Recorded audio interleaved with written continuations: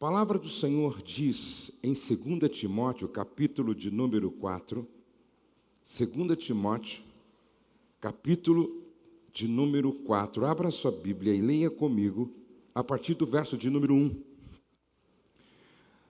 Sempre que você ler essa epístola, você tem que ler tendo em mente um pano de fundo para você compreender o espírito dessa epístola.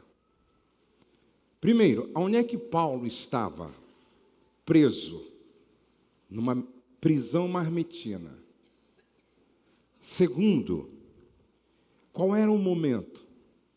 Era um momento que antecedia a sua partida. Por que ele escreve para Timóteo? Porque ele precisa passar o bastão da sua liderança para aquele que ele havia treinado durante 13 ou 15 anos. Então, na verdade, não é uma simples epístola, é um testamento.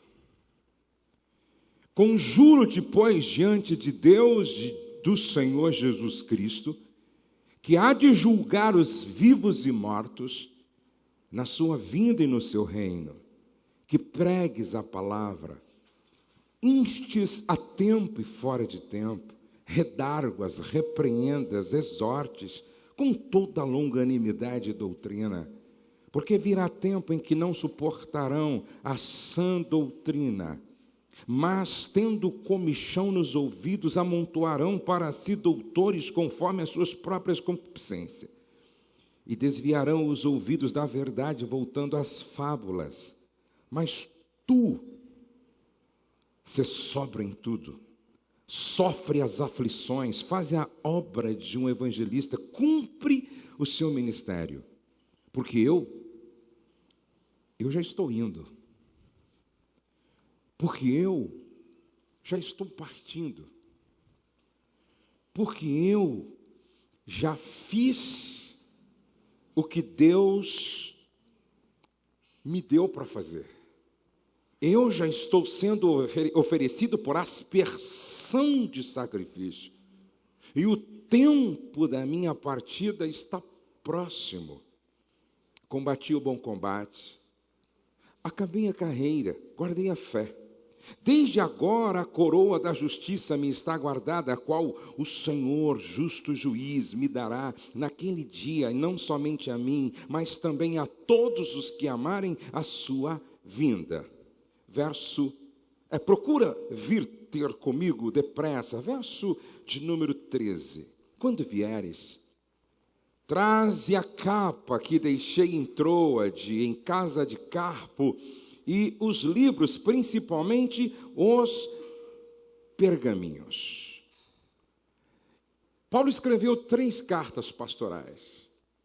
Ele escreveu 1 Timóteo, escreveu 2 Timóteo, e ele escreveu Tito.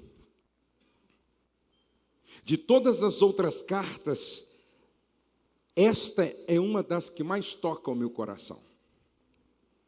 E é interessante que o apóstolo Paulo, no capítulo 16 de Atos, quando ele faz sua segunda viagem missionária, ele passa em Listra. E em Listra, ele encontra um discípulo chamado Timóteo. Timóteo, se a gente pensar em adolescência, pré-adolescência e adolescência final, ele ainda está na adolescência final. Ele não tem mais do que 23 anos. Paulo olha para aquele rapaz e ele integra Timóteo no seu time, na sua equipe. E aí uma pergunta se impõe quando você vê Paulo integrando um jovem para fazer parte do seu time, só porque ele, diferente de muitos, ele pensava de forma antecipada. John Maxwell diz algo muito interessante. Ele diz, quando fala sobre a lei da reprodução, líderes que lideram líderes querem que alguém os suceda. Preste atenção nisso. Líderes que lideram líderes, eles querem que alguém os suceda. O apóstolo Paulo, ao integrar o jovem Timóteo na sua equipe, a fim de treiná-lo 15 anos antes da sua morte. E é interessante, se há uma coisa que nós não gostamos de fazer, é pensar na nossa morte. Eu vou dizer algo aqui, não se assuste, mas eu lido isso com muita naturalidade. Eu já me peguei planejando o meu sepultamento. Quem vive sem ter consciência de que um dia irá embora, não vive de forma responsável. Paulo tem consciência, eu não vou ficar aqui para sempre. E a obra que eu estou fazendo não pode ter um problema de continuidade. Líderes que lideram líderes querem que alguém os suceda. Uma frase muito conhecida do Myers é: sucesso sem sucessor é fracasso. Pergunto, é inegável que José foi um dos maiores nomes do livro de Gênesis. A história conheceu poucos líderes como José. Pergunto, quando ele morreu, quem ficou no lugar dele? Moisés tem toda uma preocupação treinando Josué. Josué morre. Quem ficou no lugar de Josué? Vocês sabiam que o livro de Juízes é o registro de um tempo anárquico por falta de um sucessor? Essa é uma pergunta séria que eu vou te fazer. Se Deus chegasse para você hoje e dissesse: o tempo da sua partida chegou, você tem 7 dias de vida, quem é o seu Timóteo? Se Deus chegar para você hoje e disser: o tempo da sua partida é chegado, você tem 7 dias para escrever uma epístola, passando o bastão para o seu Timóteo. Quem é o seu Timóteo? Essa é a pergunta. Quem é o seu Josué? Quem é o seu Filemão, seu Tito, seu Timóteo, seu Epafrodito? Quem é? Dá para você entender por que Paulo, no capítulo 2 de 2 Timóteo, da segunda epístola a Timóteo, Paulo diz assim: o que você aprendeu de mim, transmite a outros, ou seja, liderança inspiradora é aquela que se preocupa em fazer outros líderes. Timóteo, do jeitinho que eu fiz com você, faça com outros. Agora, quando eu olho para Timóteo, eu me encho de esperança, sabe por quê? Na perspectiva moderna, Timóteo é um líder improvável. Na perspectiva moderna, Timóteo é um líder improvável. Por quê? Presta atenção. Boa viagem, Tiago. Que o Senhor te guarde, te proteja. Ele precisa sair. Timóteo, um líder improvável. Se não, presta atenção. Primeiro, Timóteo, ele era muito jovem na perspectiva dos bispos daquela época. Para ser aceito como bispo, tinha que ter no mínimo 50 anos. Timóteo não tinha mais do que 35. Por isso que Paulo escreve: ninguém despreze você por você ser tão jovem. Segundo, Timóteo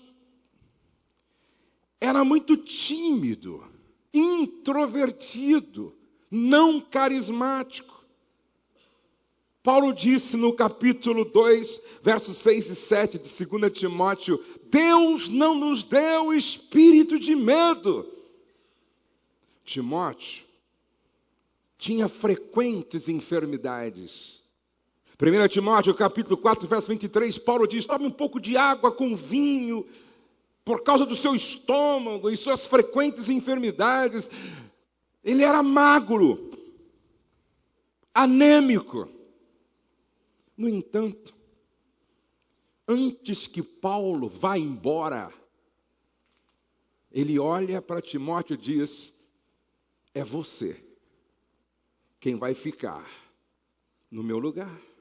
Como? Você já pensou em quem era Paulo?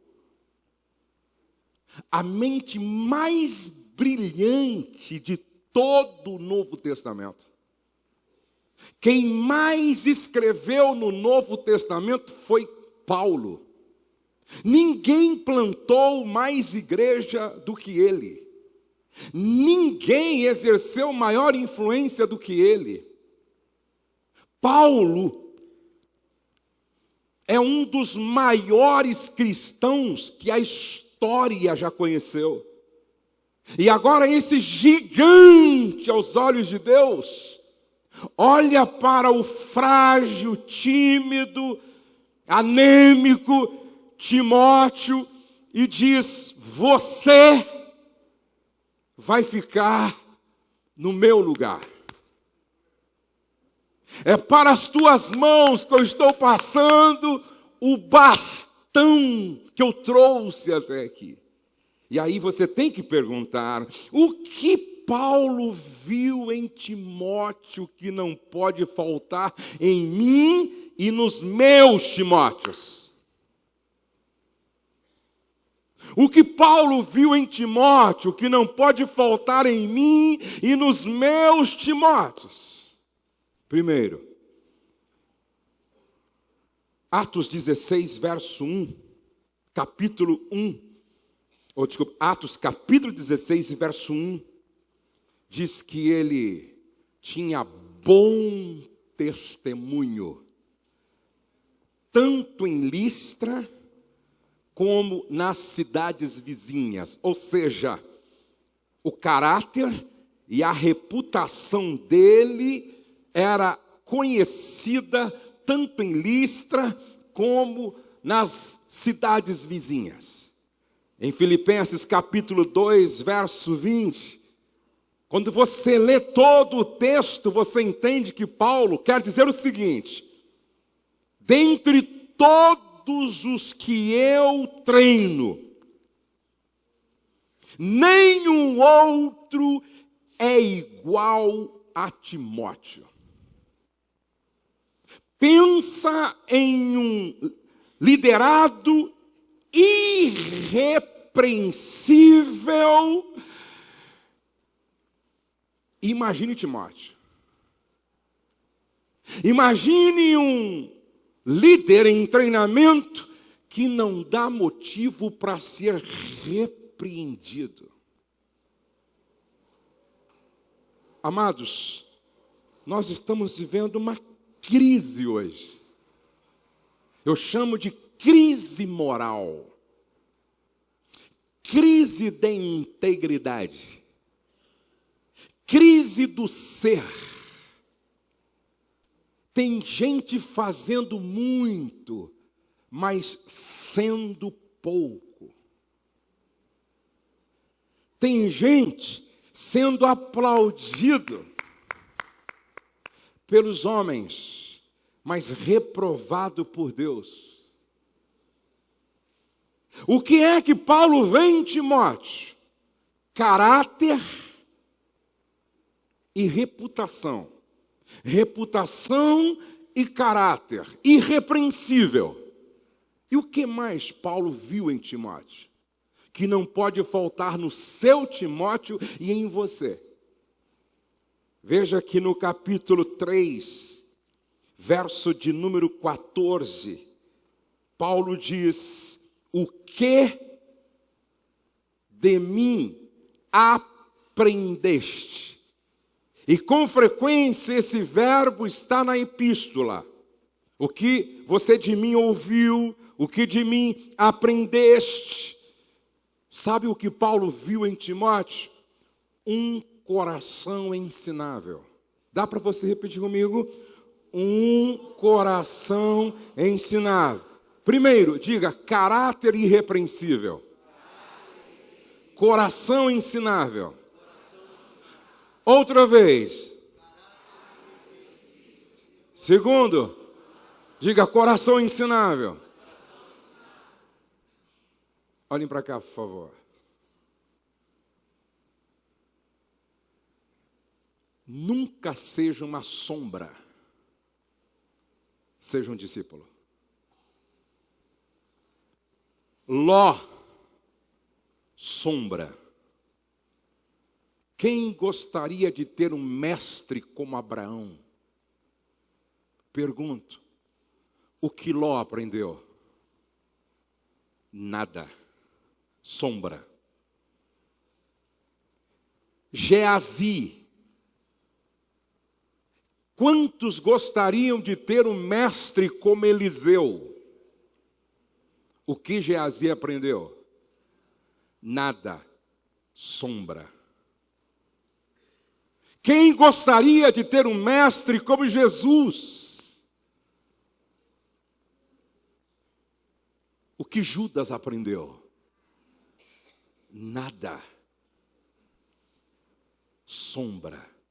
E o problema da sombra é que ela segue enquanto o sol está brilhando. Quando o sol se põe, a sombra desaparece.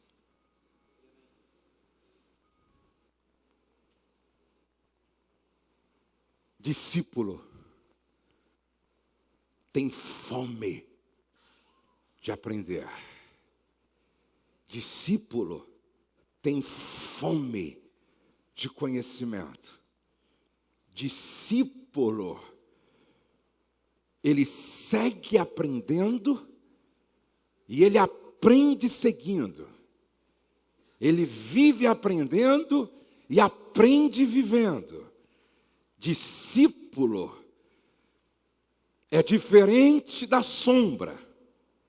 E a minha pergunta é: você está mais para sombra ou para discípulo? Você trouxe papel? Você trouxe caneta? Você colocou o seu gravador para gravar? Sabe como imagino de Timóteo? Ele não perde um lance. Ele está colado em Paulo. Até porque a gente aprende toda hora e com todo mundo. Um dia eu entrei na sala de um pastor e vi a fotografia do Billy Graham e do Jimmy Swaggart. Eu disse, mas por que duas fotografias antagônicas? Um santo e um que provocou um escândalo mundial. Um que é a glória dos evangélicos e o outro que foi a vergonha dos evangélicos. Por quê? Ele disse, porque esse aqui me ensina o que eu tenho que fazer e esse aqui me ensina o que eu não devo fazer.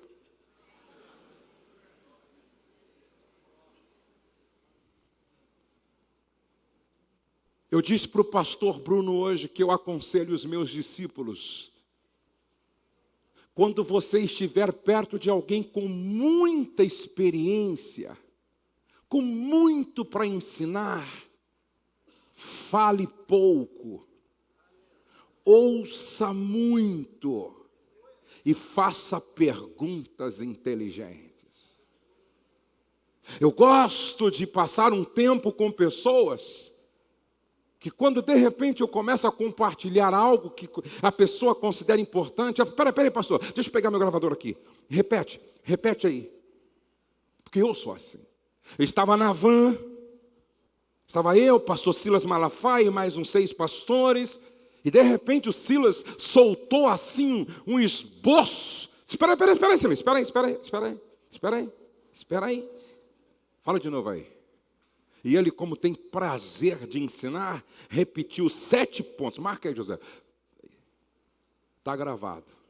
Cheguei em casa, liguei. Você tem fome de aprender? Ou você é uma sombra?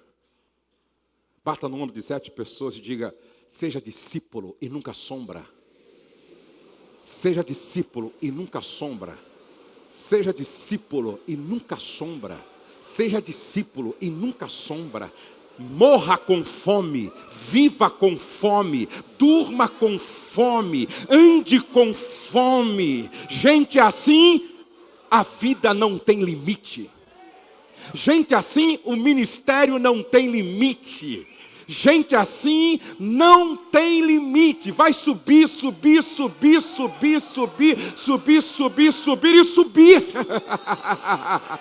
Aleluia!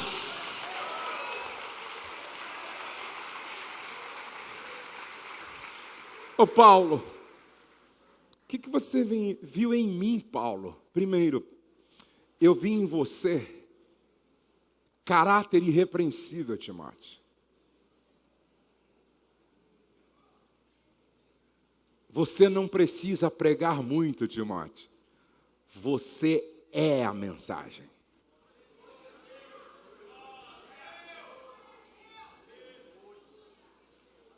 Mais poderoso do que um grande sermão pregado é um sermão encarnado. É quando você passa e a igreja diz: Santo homem de Deus. A glória do caráter de Cristo brilha nele. Ali vai um santo homem de Deus. Eu vejo, Timóteo, um caráter irrepreensível em você. Timóteo, sabe uma outra coisa que me chama a atenção em você? Sua vontade de aprender, Timóteo. Você tem um coração ensinável.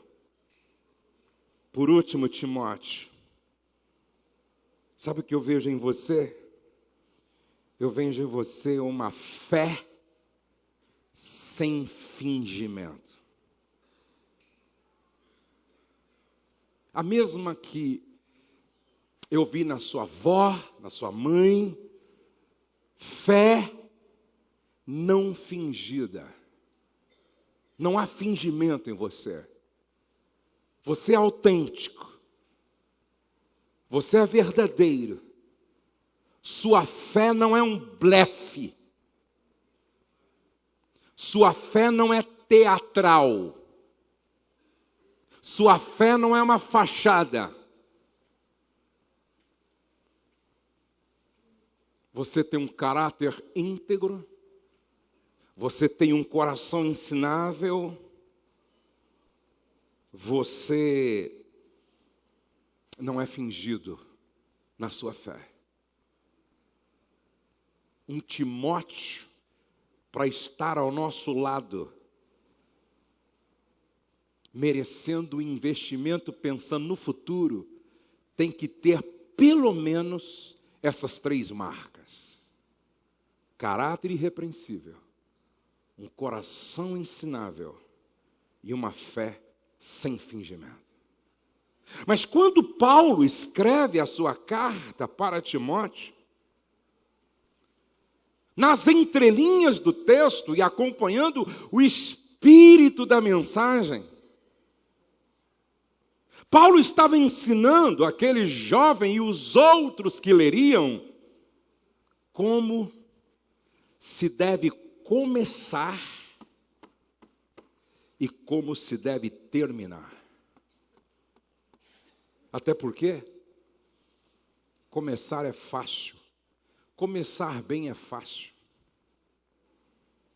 Ei, começar bem é fácil. O grande desafio é terminar melhor do que começou. Preste atenção. Aí, Paulo começa a responder uma pergunta para todos nós, ou uma pergunta que todos nós poderíamos fazer. Paulo, como começar e terminar bem? Olha o que ele diz no capítulo 2, verso de número, 2 Timóteo, capítulo 2, verso 4. Nenhum soldado que milita se embaraça com os negócios desta vida, porque o seu objetivo, diga objetivo, diga alvo, diga foco, é agradar aquele que o alistou para a guerra. Irmãos, presta atenção. Eu disse isso hoje na mesa almoçando. Quanto tempo levou para Noé concluir a arca? Mais de 100 anos. E por que ele não desistiu no caminho? Porque ele nunca tirou os olhos da arca. Isso é foco. Jesus nunca tirou os olhos da cruz. Qual é a sua arca? Qual é a sua visão? O que Deus te deu para ser feito e alcançado? Agora se prepare. Por exemplo, minha arca é o meu trabalho com famílias na nação. Faz 27 anos que eu persigo um sonho. Porque quando eu nem presbítero era, para falar a verdade, estava voltando de um tempo desviado, recém-casado, eu recebi a visita do pastor presidente, vice-presidente da igreja. E ele dizia assim para mim: sabe por que eu vim aqui, Josué? Porque eu tive um sonho, uma revelação com você. Eu estava no meu momento de oração e eu passei por uma má dorma. E de repente, diante de mim aparece uma pequena árvore incandescente, cheia de luz. E essa árvore começou a crescer, crescer, crescer e crescer e crescer, e cobriu Santo André, São Bernardo, Diadema, Mauá, São Caetano, e foi cobrindo, e ela brilhava muito, e foi cobrindo, e se espalhando, e eu fui vendo aquilo crescendo, e foi cobrindo, e de repente não deu mais para eu alcançar com os meus olhos. E eu perguntei para Deus: Deus, o que é isso? Deus disse assim para mim: Josué, este é o ministério do Josué Gonçalves. Vai na casa dele, coloca ele do seu lado como seu Timóteo, derrama a sua vida na vida dele, porque eu vou usá-lo nesta nação, para louvor e glória do meu nome. Deus colocou nas minhas mãos o ministério com família, lá. Essa é a minha arca, e eu não tiro o olho dela. Faz 27 anos que eu persigo isso, implantar a cultura do reino de Deus em todas as famílias do Brasil. E nesses 27 anos já houveram propostas para ser prefeito da minha cidade, porque eles me respeitam muito. Mas eu não posso tirar os olhos da minha arca. Nesses 27 anos já surgiram oportunidades para empreender em outras direções. O diabo é estrategista. Ele continua usando a mesma estratégia que usou com Jesus. Lá na tentação, transforma estas pedras em pães. Pega um atalho, encurta o caminho. Pula. Está escrito aos teus anjos dar a ordem a teu respeito. Mas Jesus não tirou os olhos da cruz. Qual é a sua arca? Ei! Qual é a visão que Deus te deu? Você quer chegar lá? Não tire os olhos do objetivo. Paulo disse: Timóteo, chamada ministerial é chamada para ser um soldado cujo comandante é Jesus. E sabe qual deve ser o seu objetivo maior? Agradá-lo. Agradá-lo, foi Ele quem te chamou, agradá-lo, aconteça o que acontecer, seu objetivo é agradá-lo, não perca o foco. Segundo, Timóteo, se você quer terminar como eu, nenhum atleta é coroado se não lutar legitimamente. Aqui Paulo fala de integridade e disciplina. Nas Olimpíadas,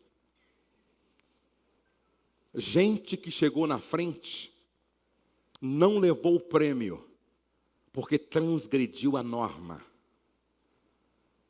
E tem muita gente chegando na frente, mas quebrando princípios.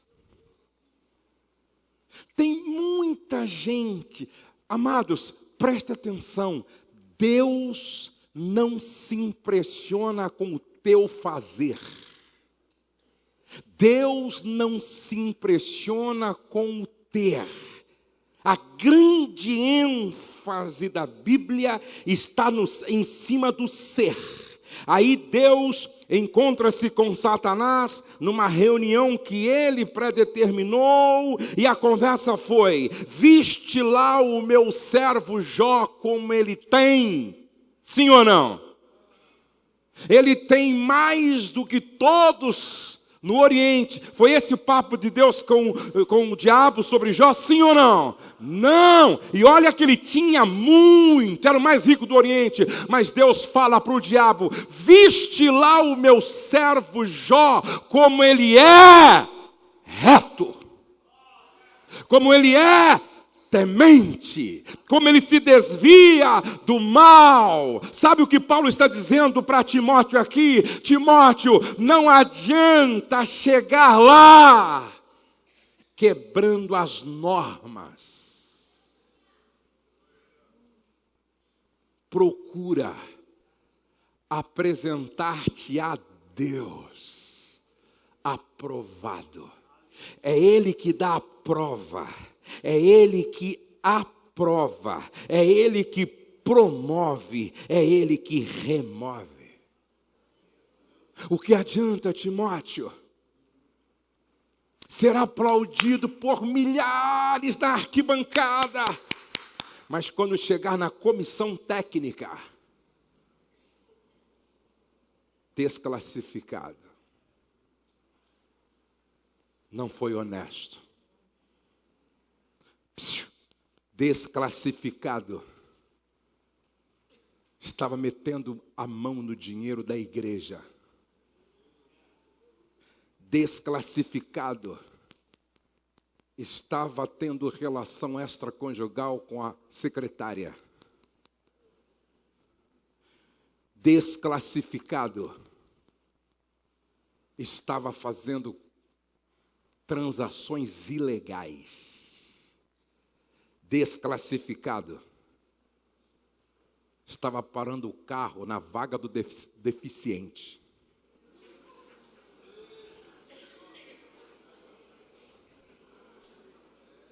Desclassificado, estava fazendo um gato para não pagar energia.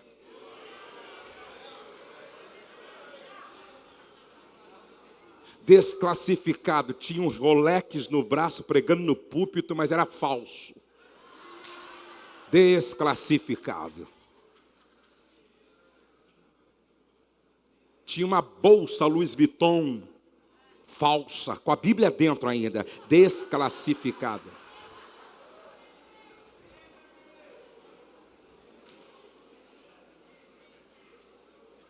Quis vender o carro mais fácil, o carro tinha rodado 220 mil quilômetros, mandou o cara lá abrir o velocímetro e voltar para 90 quilômetros, desclassificado.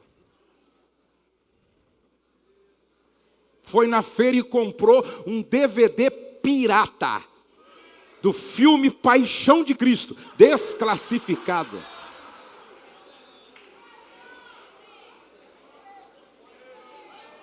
Transgrediu a norma, atleta corrupto.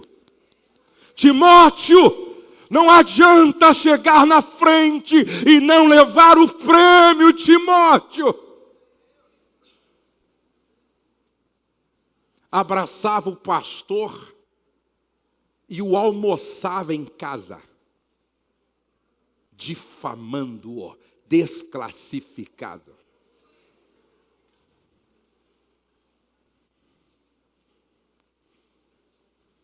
Olhem para cá, por favor. Pregava no púlpito e jogava chaveco no Facebook para as meninas da igreja. Desclassificado. Falava de santidade, mas era um escravo da pornografia. Desclassificado. Foi aplaudido pela torcida, mas não passou na comissão técnica celestial. Ou você está pensando que com Deus termina tudo em pizza?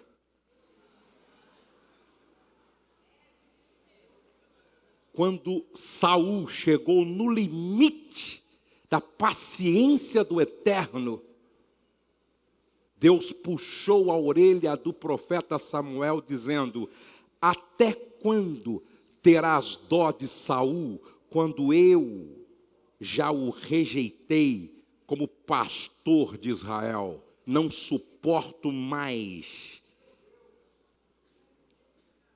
a hipocrisia desse sujeito.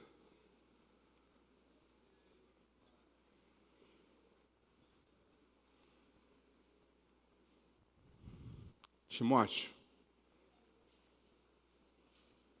seja disciplinado como atleta. Seja íntegro como atleta, Timóteo.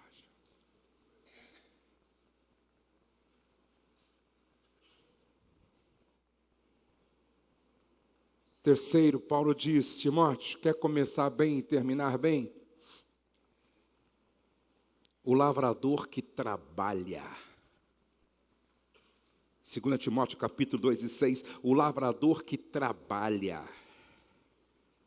Diga, trabalha. Mais forte, trabalha. Deve ser o primeiro a sentar na mesa, ou à mesa, e tomar os melhores frutos. Hoje é o contrário. Quem menos trabalha é o primeiro que senta à mesa e mete a mão no melhor fruto.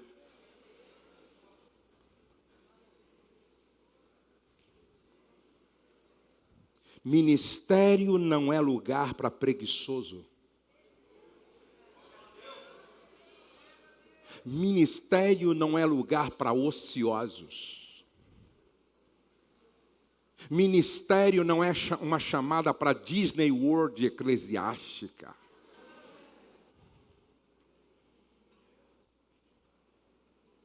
Ministério é lugar de trabalho. Quem nada faz, nada vale nesse território ministerial. É inadmissível um obreiro que dorme além do necessário.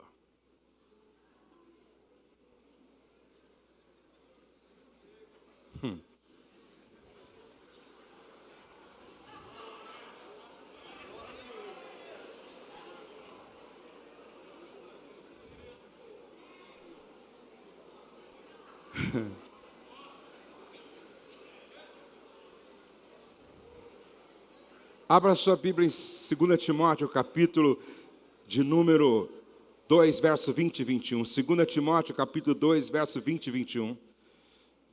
Vocês estão aí ainda assim ou não? 2 Timóteo 20 e 21, Paulo diz assim: ora, numa grande casa não há somente vasos de ouro e de prata, mas também de pau e de barro, uns para honra, outros, porém, para desonra. De sorte que se alguém se purificar destas coisas, será vaso para honra, santificado e idôneo para uso do Senhor, preparado para toda boa obra. Foge também das paixões da mocidade. Olha o que Paulo está dizendo. Timóteo, numa grande casa, tem vaso de ouro, tem vaso de prata,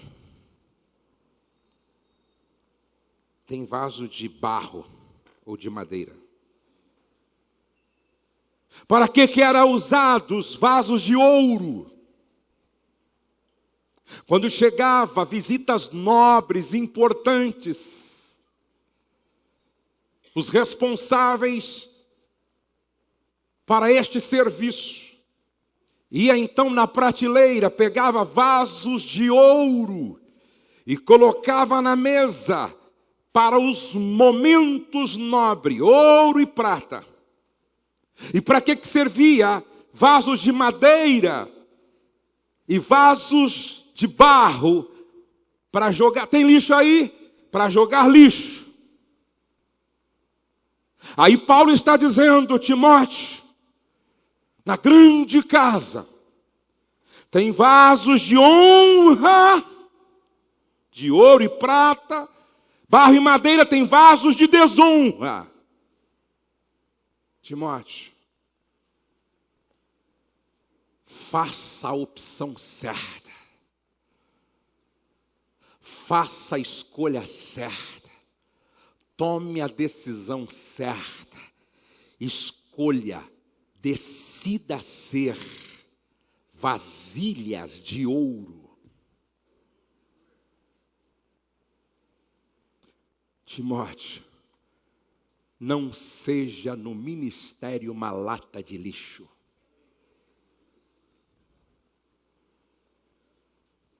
Timóteo, não seja no ministério um receptáculo de lixo.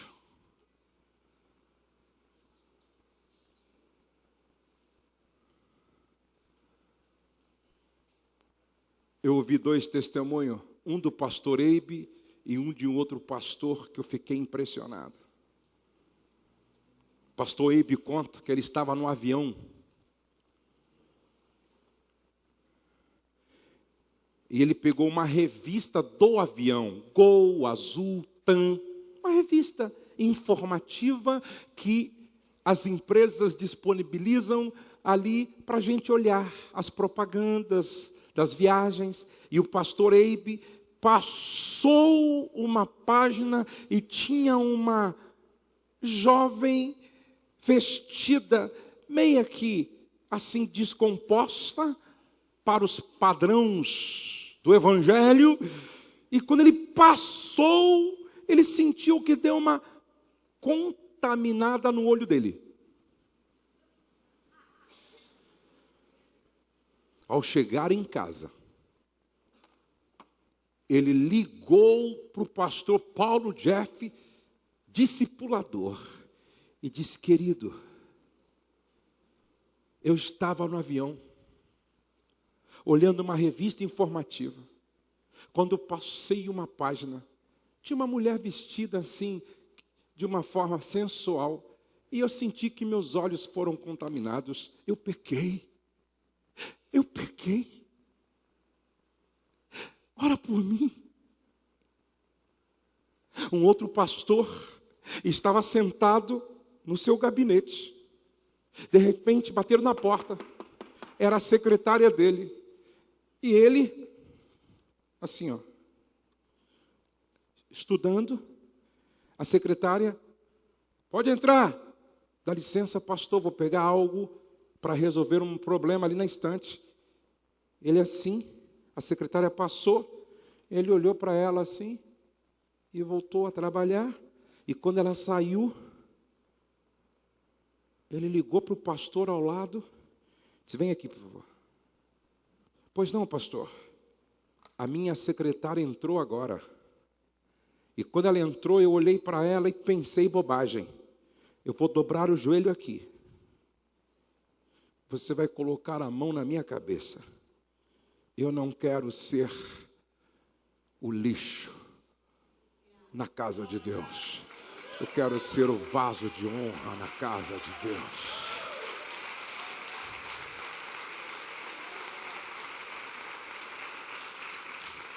Ó Deus, gera esse temor em mim. Ó Deus, gera esse temor em cada um de nós hoje à tarde aqui. Eu não quero ser o lixo do ministério, a lata de lixo do ministério. Eu não quero que a minha cabeça vire uma lata de lixo. Eu quero que a minha mente esteja subjugada à mente de Jesus Cristo, para que em mim a glória de Cristo se manifeste. Timóteo, não basta ser um vaso, é preciso ser um vaso de honra. Como vai sua mente, pastor? Como vai sua mente, pastor? Como vai seus olhos? Como vai a sua alma? Como vai o seu coração? Continuando. 2 Timóteo capítulo 1, verso 8. Paulo diz a Timóteo o seguinte: Timóteo, chamada, ou melhor, ministério, é uma chamada para o sofrimento. Participa comigo dos sofrimentos a favor do Evangelho. Preste atenção, Timóteo, ministério é uma chamada para o sofrimento, participa comigo dos sofrimentos a favor do Evangelho. 2 Timóteo 2 e 3. Participa dos meus sofrimentos como bom soldado de Cristo. 2 Timóteo 2 e 9. Pelo qual estou sofrendo até algemas como malfeitor. Atos capítulo 9, verso 16. Pois eu lhe mostrarei o quanto importa sofrer pelo meu nome. 2 Coríntios capítulo 11, verso 23. Abra aí, vamos ler juntos de forma reverente. 2 Coríntios capítulo 11, verso 23 a seguir. Veja o que está escrito aí, por favor. Verso de número 23, 2 Coríntios capítulo 11. São ministro de Cristo. Falo como fora de mim, eu ainda mais, em trabalhos, muito mais, em açoites, mais do que eles, em prisões, muito mais, em perigo de morte, muito mais, recebi dos judeus 5 quarentenas de açoites, menos um, 3 vezes fui açoitado com varas como bicho, uma vez fui apedrejado, 3 vezes sofri naufrágio, uma noite, um dia passei num abismo, em viagens muitas vezes, em perigos de rios, em perigos de salteadores, em perigos dos da minha nação, em perigos dos gentios, em perigos na cidade, em perigos no deserto, em perigos no mar, em perigos entre os falsos irmãos, em trabalhos e fadiga, em vigílias muitas vezes, em fome e sede, em jejum, muitas vezes em frio, em nudez, além das coisas exteriores me oprime cada dia o cuidado de todas as igrejas. Quem enfraquece, que eu também não enfraqueça. Quem se escandaliza, que eu me não abrase.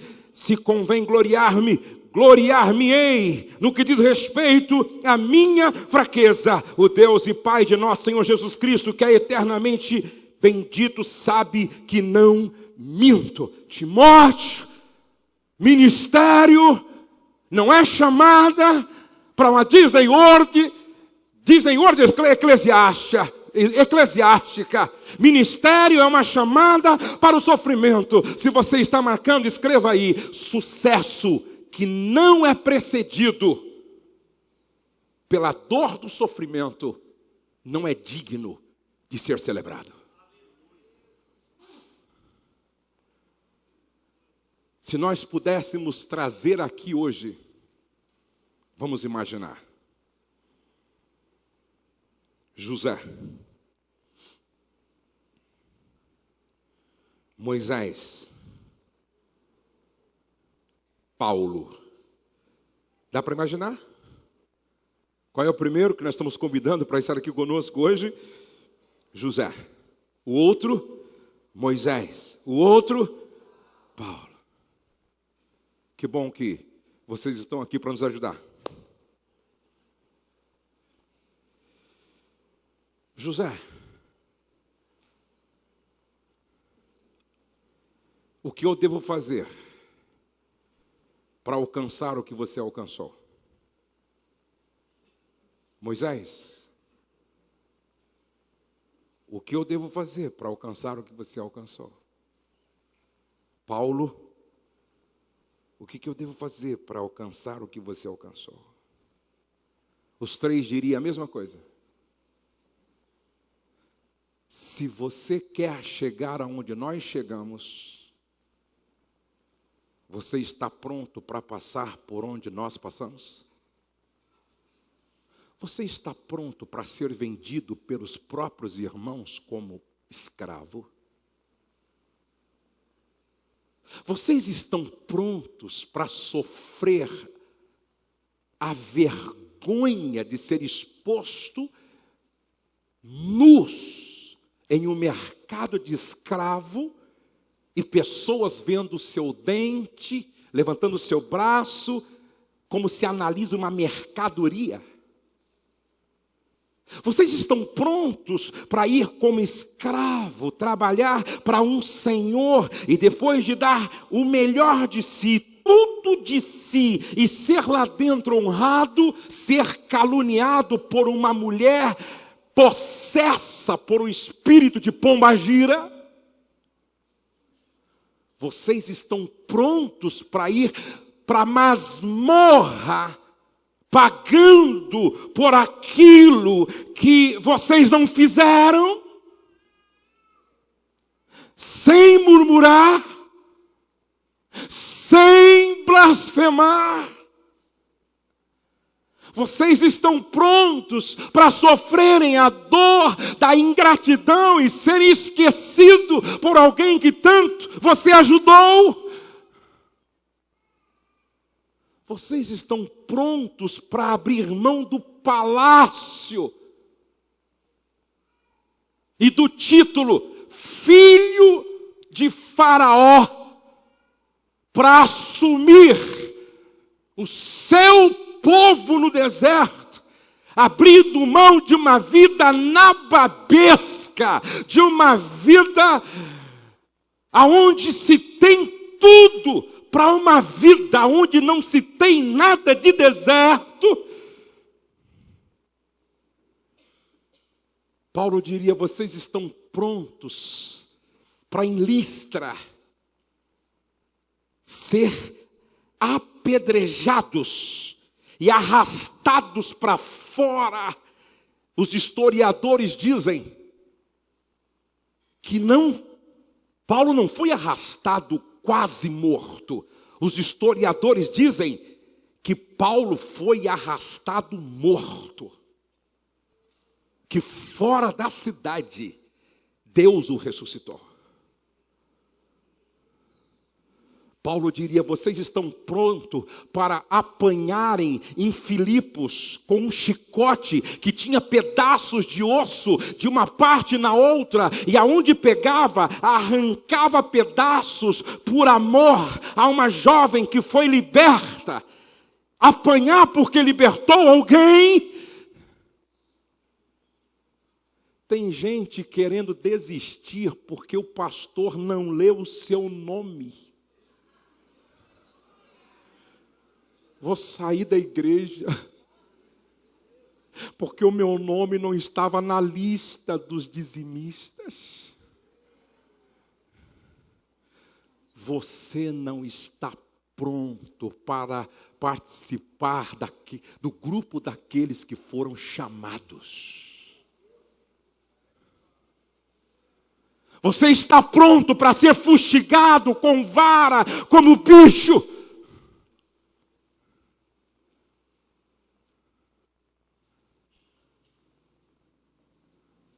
Você está pronto para fazer tudo e ser reconhecido só depois que morrer?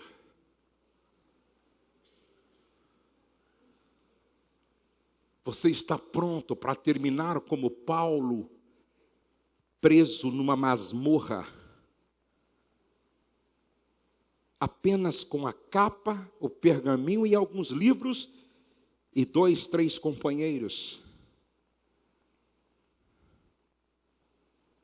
O reconhecimento que Paulo tem hoje, ele nunca teve em vida. As homenagens feitas para Paulo hoje, nunca fizeram em vida. Sabe como ele termina? À noite, chega o algoz: Senhor Paulo de Tarso, sozinho, o maior bandeirante do Evangelho, o maior escritor dos Evangelhos, no Evangelho, Novo Testamento, melhor dizendo, siga-me.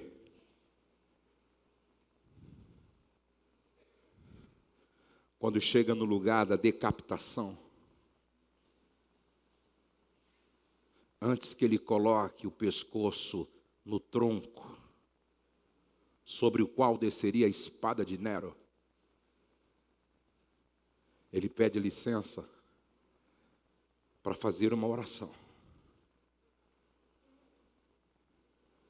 E com certeza, não foi uma oração de me arrependo de ter feito o que fiz, de atender o chamado. Eu creio que a oração dele foi uma oração parecida com o que ele escreveu. Combati o bom combate, completei a carreira e guardei a essência. Agora só me resta esperar a coroa da justiça. Xandarabadai ouvasui candenas. Que o justo juiz, aquele que não falha, me dará naquele dia, e não só a mim, a todos vocês que estão o levando a sério também. Estou pronto.